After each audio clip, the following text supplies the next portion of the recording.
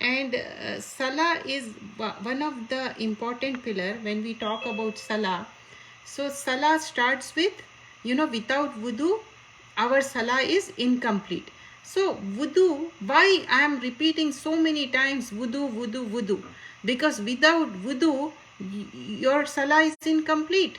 And let's see how the wudu is done. This presentation, it's a review for us. Okay, how the wudu is done. Just can you see this presentation? Yeah. Okay, so the niya is in your heart. You don't have to verbalize anything like, I am going and doing the wudu. You don't have to say that. It's in your heart. So before wudu, intention is in your heart. And just saying bismillah, you have to say bismillah. That is the thing you have to follow. Say bismillah, and then here this is the thing I'll show you. I don't know, this taking sometimes this processor takes so much time. So make sure that you don't forget saying bismillah. Okay, and then wiping your hands completely. Make sure, especially fingers. Okay. And you know why I'm saying fingers? When you have long nails, make sure it go through your nails and everything, and rinsing your mouth. Why 3 times? Just to make sure it's wet. Okay, and here we see like putting the water in the nostrils and blowing your sniff it out with the left hand. With the right, you put in the water and sniff out with the left. And wash the face from forehead to chin, left ear lobe to the right ear lobe. Make sure the whole face is washed 3 times. And this is how you wash your hands. Make sure it's completely wet, especially when you are wearing tight sleeves. Sometimes it's really hard. Make sure that you can pull it, and you can wash your arms completely. And then the following things we see, just to make sure, because when you see this, actually, when you remove your headscarf and you put your hands back side to front, front to back, and you mess up your somewhat your hair, doesn't matter. Okay, you can again make it nicely with your hands, but you have to do it this way. And make sure the both ears, the index finger and the back of with the hump one, with the thumbs once only. Okay, you don't have to do this 3 times. You understand? For the head and the ears, you don't have to do 3 times. It's just 1 time. Okay, then washing the feet, especially the feet, don't forget. In one of the hadith, it is mentioned like when they didn't wash their feet completely because of the dryness, Rasulullah sallallahu alaihi wasallam warned them that that dryness of the feet would take them to the hellfire. Because can you imagine, like, without your wudu, how your salah is complete? Your salah is not complete, right? After finishing it, what you have to say? Ashhadu an la ilaha illallahu wa ashhadu anna Muhammadan abduhu wa rasuluhu. These are the things you have to say. When we are saying this, I bear witness that there is no God worthy of worship except Allah subhanahu wa ta'ala. And I bear witness that Muhammad sallallahu alaihi wasallam is his slave and messenger. So this is the thing we are saying, like we are acknowledging to Allah subhanahu wa ta'ala. And we have seen different prayers, right? How many prayers are there? Totally 5 prayers. And this is the dawn prayer is called Fajr prayer, and is performed after dawn and before sunrise. Zuhar prayer, the noon prayer, is performed when the sun begins to decline from zenith point. Asr, the afternoon prayer.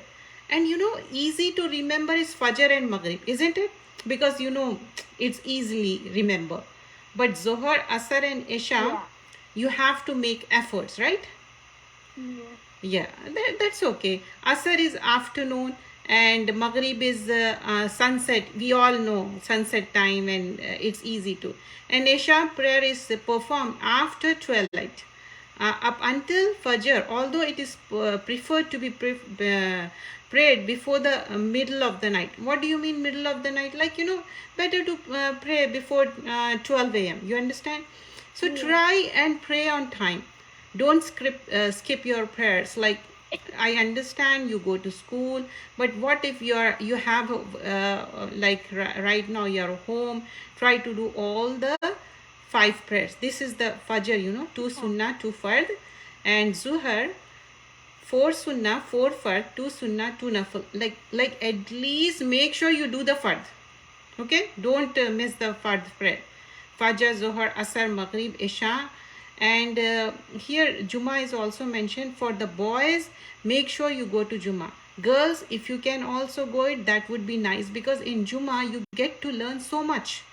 Like especially I'm talking about when you go there, you get to know new things. Especially I'm talking about Friday sermon. So these are the prayers about Asar, 4 Sunnah, 4 Fard. Maghrib is 3 Sunnah, 3 Fard, 2 Sunnah, 2 Nafil. Isha, 4 Sunnah, 4 Fard, 2 Sunnah, 2 Nafil. Witr, 3 Witr and 2 Nafil. And Juma, it is here mentioned about the Juma prayer, 4 Sunnah, 2 Fard, 4 Sunnah, 2 Sunnah, 2 Nafil. And you can take the picture for this. This is the chart. If you have any questions, you can just refer in your iPad or whatever you are right now following in your laptop, whatever. So it would be easy for you. So 2 rakah salah, how we should pray 2 rakah. So first Sunnah or Nafil, how we can. First of all, make sure you face towards the Qibla. Qibla is towards the Kaabatullah. And it is like the intention, as I mentioned before, it is in your heart. For performing obligatory salah, your facing towards Qibla is mandatory. So standing in the position, raise both hands, how you see here, so that you your fingertips are in line with the shoulders or the ears, palms. Your palm should be facing outward towards the Kaabatullah. You have that in Salah prayer app, you have where the direction would be.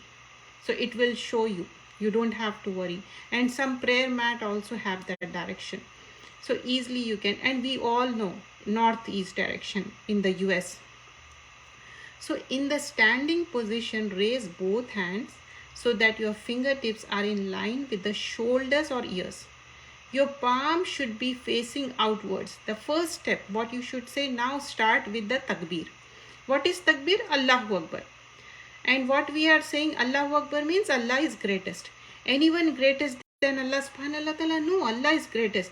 And you all know what is Sana. Sana is Subhanakallahumma wa bihamdika wa tabarak asmaka wa ta'ala jadduka. This is called Sana. This is step 2. Place your hands on the chest with right over the left. Then say Subhanakallahumma wa bihamdika. Means, oh Allah, glorified and praise. We are praising Allah subhanahu wa ta'ala.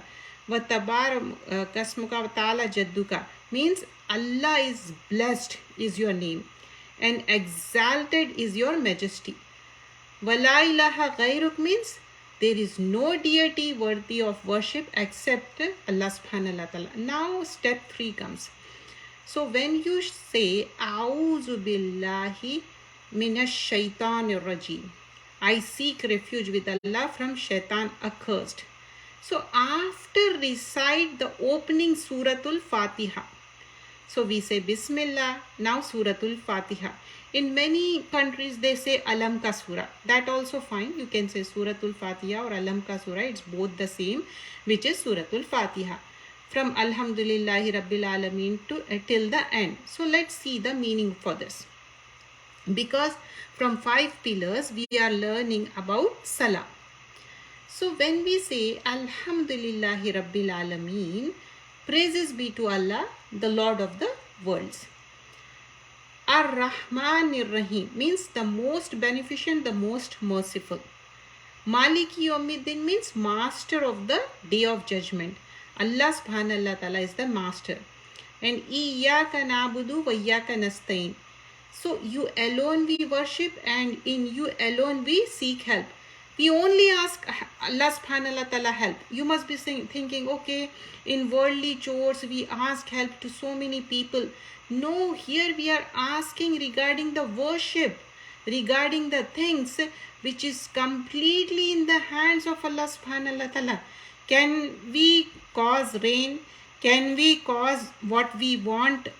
We ask Allah. Okay, in worldly aspects, people help you. But who is giving it? Is the Rabbul Alameen. Allah is giving it. And Ihdina Sirat al Mustaqim, guide us to the straight path. This is like a GPS, you know. And our GPS is Quran and Sunnah. These are the two guidance which is sent by Angel Jibrail. The Quran is sent, and Allah subhanahu wa ta'ala send a more role model for us. Who is the role model for us? Rasulullah sallallahu alaihi wasallam. So Sirat al-Lazina anamta alayhim. So what way it is? The way of those whom you have favored. Ghairil maghdubi alayhim. Not the way of those who have earned your anger. Walad dalin means nor of those who have gone astray. Ameen. So we should recite Suratul Fatiha. There is one thing you have to remember. What if you are behind the Imam and he is reciting Suratul Fatiha? Do you have to recite it? Yes, you have to recite it in your heart, but not going forward. Like, you know, before he is saying Bismillah Rahmanir Rahim Alhamdulillahi Rabbil Alamin and you started saying. You understand? You just have to copy and you say it, verbalizing it in your heart. You're not disturbing anyone like who is next to you. You are reciting so loudly, but you have to recite it in your heart. But when you are doing it alone, you are doing everything alone. But what if, like Imam Sahib, he recites Suratul Fatiha, he recite the next surah. Do you have to recite those? No. You just have to recite Suratul Fatiha. You are doing with the Jama. You are doing with the people, okay? You are following the Imam. So you are just following and you are reciting Suratul Fatiha in your heart, and the next surah Imam Sahib will be reciting. But what if you are doing it yourself? So you first recite Suratul Fatiha. What the next surah? Let's take Suratul Ikhlas. Suratul Ikhlas is Qul Huwallahu Ahad. So here you can, many like scholars says, better to say Bismillah before every surah. But what if you are reciting part of the surah? Do you have to still recite it Bismillah? You can't, right? Because when you say Bismillah, that is the part of the surah and that is the starting, and then you start it. But you are reading, for example, you are reading end of the Suratul Hashr, Huwallahu allazi la ilaha illahu. You can recite that after Suratul Fatiha, any surah or part of the surah, you can recite it. Do you have to still? So there are two different opinions. Like when you are reciting it, you can recite it Bismillah with the starting of the surah. If you don't recite it Bismillah after Suratul Fatiha, just recite the surah, that also fine. So your wish, either way, it's fine. So you are saying Qul Huwallahu Ahad, Allah is one and only, Allahus Samad, Allah upon whom all depends. And Lam Yalid Walam Yulad, he begets not, nor is he begotten. Means Allah don't have any spouse or children, and we are dependent on Allah. Allah is enriched, and we are in need of Allah. Walam Yakul Lahu Kufuwan Ahad means there is nothing which can be compared to him. So look at this position. In the standing position, say Allahu Akbar. Go into the bowing position. This is how you should. Allahu Akbar. Allah is greatest. So you should now be in the bowing. That is called ruku. You should familiar by these words. No matter what language you speak, doesn't matter. In Arabic terms, you should know. You say Allahu Akbar in ruku position. Subhana Rabbi al-Azim. Glory to my Lord the Supreme. Say this how many times? 3 times in the ruku. So when you bow down, what you this position is called like ruku. And what you say? Subhana Rabbi al-Azim. Glory to my Lord the Supreme. We are praising Allah subhanahu wa ta'ala. So next, Next, come up from the bowing position into the standing position. As you are coming up, say Sami Allahu liman hamida, means Allah listens to the one who praises him. This is step 7. Now you should be in the standing position with your hands by your sides in this position. Rabbana lakal hamd. So here you are praising Allah subhanahu wa ta'ala. Rabbana lakal hamd. And you praise Allah subhanahu wa ta'ala. So you should be in the standing position with your hands. By your hands in the position, say Rabbana lakal hamd. And next, step 8, next you go into the prostration, sujood, which we called it sajda. Allahu Akbar, Allah is greatest. And then Subhana Rabbiyal Ala. In the sajda, what we say? Subhana Rabbiyal Ala. We all know this. But what if this is a reminder for us, just to make sure we are doing it correctly. And you can teach others. You already knew it. Just teach others. It's a good deed. Why don't you avail this opportunity? Important. In the position of sujood, the nose and forehead are touching the ground. Okay. The 2 palms are on the floor with the fingers together. The 2 knees are on the floor. The toes of both feet are upright and not laying flat on the floor. But here also there is a different of opinion. Some people follow differently. But what is the right way? I'm just showing what Prophet Sallallahu Alaihi Wasallam did. Okay. Next, you come up into the sitting position saying Allahu Akbar. You sit on the left thigh with the left foot along the ground and the right foot upright. The toes of the right foot should be facing Qibla and the hand should be placed on the knees. This is step 10. So these are the things. Today we follow this. And apart from this, you should know the hadith also. Hadith also is very important. What we learn and those things which are important in our daily life is sayings of Prophet Sallallahu Alaihi Wasallam. What Prophet Sallallahu Alaihi Wasallam taught us. So we should understand the sayings of Prophet Sallallahu Alaihi Wasallam. So what is important, when we learn anything, we should do it. Why we are learning Quran and Sunnah? To implement it. The way we learn, we implement that way. So make sure, children, like you do your prayer on time, and make sure like you do your wudu properly. And this is one of the important pillar. And the first thing you will be asked is about prayer.